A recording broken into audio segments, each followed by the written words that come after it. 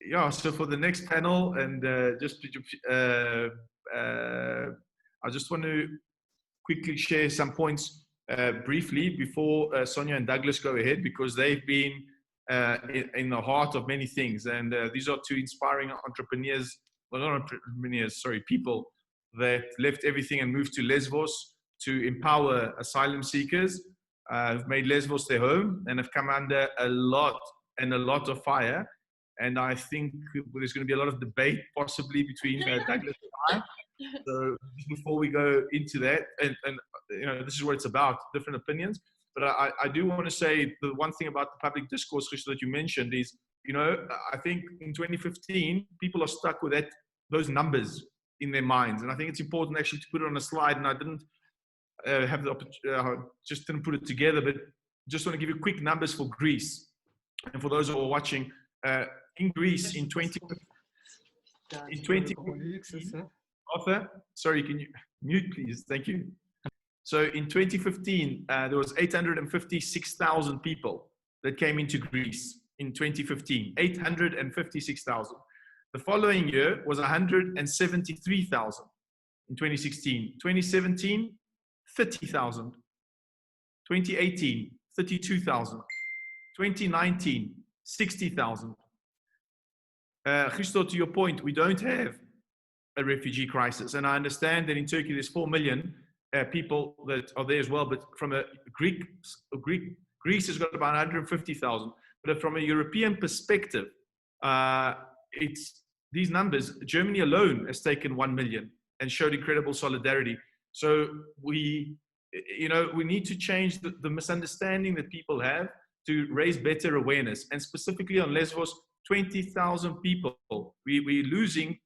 We in discourse about European values over, and Lesbos being a hotspot for 20,000 people. Now, 25,000 for Lesbos context is huge for Lesbos, but in the context of Europe, it's nothing. And I want to highlight just one last point before Douglas and Sonia speak, is that, and then Arthur makes the introduction, 66% of the population of the refugee asylum seekers on Lesbos is women and children.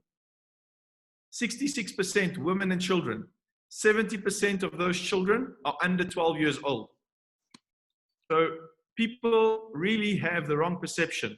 And it's important that we find ways to better inform one another, understanding people's fears, and not, as you mentioned, Christo, this thing of this person's a fascist, this one is this, because people have got their fears and concerns about, they're concerned about their own futures that they feel is being pulled under the carpet from them. So, which is disorientating them with a lack of solutions based on fear that the rest of Europe doesn't want anyone, because every time they hear about Lesbos, they don't hear about the Rudis, the Israels, the Jalals, the Lubnas, and Parwanas and the like.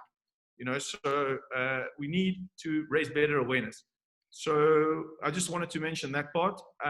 So Arthur, over to you, if you can make an introduction to our next inspiring guests, and I'm holding my breath to see how it goes.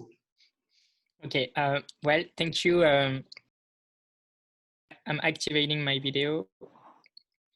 Thank you for this insight, Christophe. And before I jump on our next speakers, I would like to say we had a question from Daphne, who asked to provide, it was a question for Christophe, but actually the question was, could you please give us a brief overview of the current situation in Greece?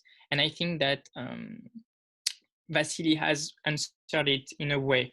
So I hope it was great for you, Daphne. And if it was not, please tell us, and we will ask Christophe to respond to it.